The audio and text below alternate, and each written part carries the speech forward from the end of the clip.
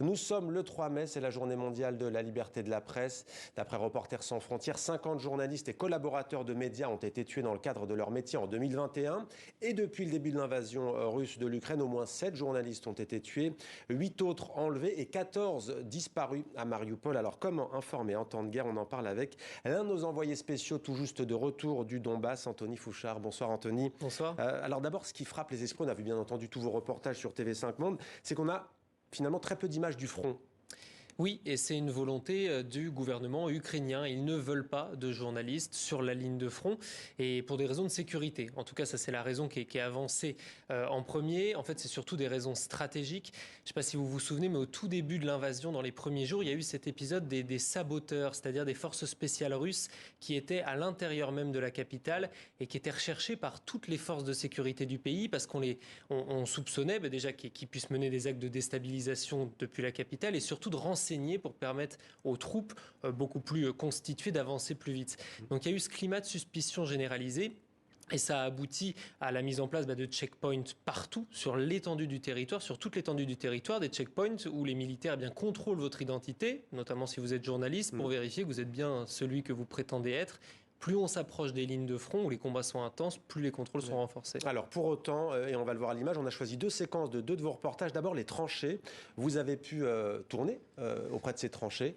Racontez-nous. Oui, alors les tranchées, ça illustre, là, je vous ai parlé de la stratégie de l'armée ukrainienne, c'est-à-dire qu'ils contrôlent ce qu'ils veulent montrer. Cette position, elle est assez particulière parce qu'elle existe depuis 2015.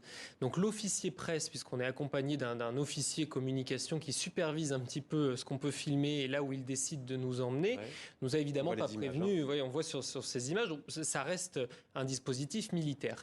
Mais ce qu'il faut bien comprendre, c'est que cette tranchée depuis 2015, les Russes savent qu'elle existe. C'est-à-dire qu'on n'avait aucun risque de révéler une position. Chacun s'observe. Les Ukrainiens ont d'ailleurs très récemment affirmé, grâce à des images sur des réseaux sociaux et des reportages des journalistes de RT, donc de la chaîne russe, avaient pu procéder à des ciblages sur des cibles russes. Les Russes font la même chose et évidemment chacun est conscient de ça. Donc le restreint de l'information, notamment lorsqu'il s'agit de positions de défense, c'est le cas de cette tranchée, c'est essentiel et donc ils essayent de contrôler où peuvent aller les journalistes pour ne pas révéler de position stratégique. Alors on voit les destructions causées par l'armée russe, on voit moins en revanche les dégâts causés par les bombardements ukrainiens sur les zones contrôlées par les pro-russes. Là encore, difficile d'informer sur cela dans des villes qui sont sous contrôle des séparatistes.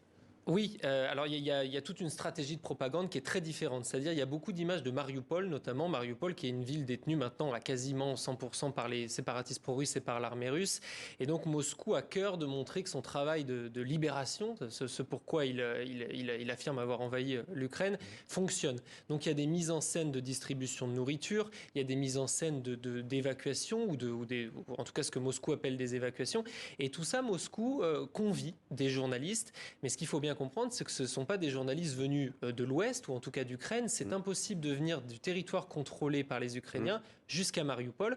Il faut venir de Moscou. Et donc les bureaux des envoyés spéciaux, que ce soit l'intégralité des chaînes francophones ou étrangères, viennent de Moscou et font la route de l'autre côté et repartent dans le même sens. On ne traverse pas à cet endroit-là. Alors la grande question que tout le monde se pose, c'est les journalistes qui travaillent en Ukraine sont-ils pris pour cible? On va vous poser la question.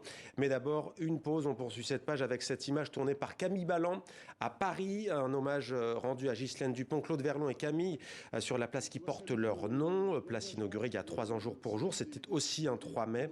Hommage à tous celles et ceux qui sont morts pour l'information. Ghislaine et Claude en mission pour RFI, tués à Kidal au Mali le 2 novembre. Et puis Camille Lepage, photojournaliste, tué dans une embuscade en Centrafrique. C'était en mai 2014. Écoutez Arnaud Froger, responsable du bureau Afrique de Reporters sans frontières, et Alla Lazareva, journaliste ukrainienne. On a recensé près de 24 journalistes qui ont été tués dans l'exercice de leurs fonctions depuis le début de l'année. Une bonne partie d'entre eux, malheureusement, évidemment, en Ukraine. Il y a près de 500 journalistes qui sont actuellement arbitrairement détenus dans le monde. Et on constate aussi qu'il y a une augmentation du nombre de pays dans lesquels la situation en matière de liberté de la presse est jugée comme très grave. Il y en avait un peu moins d'une quinzaine l'année dernière. Et il y a 12 pays supplémentaires qui ont intégré cette liste rouge en fait de pays dans lesquels la liberté de la presse n'est absolument pas garantie, ce qui témoigne évidemment d'une situation qui est assez préoccupante pour être journaliste et tout simplement pour pouvoir s'informer dans de bonnes conditions. Quel est le message que vous avez envie de faire passer en ce jour de la liberté de la presse?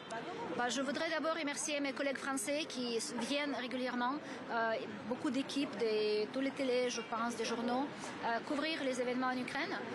Je voudrais aussi demander de ne pas lâcher prise, de continuer de faire votre travail, de penser que le combat qui se passe en Ukraine, c'est pas seulement le combat entre deux pays, c'est le combat pour la liberté et pour la vérité.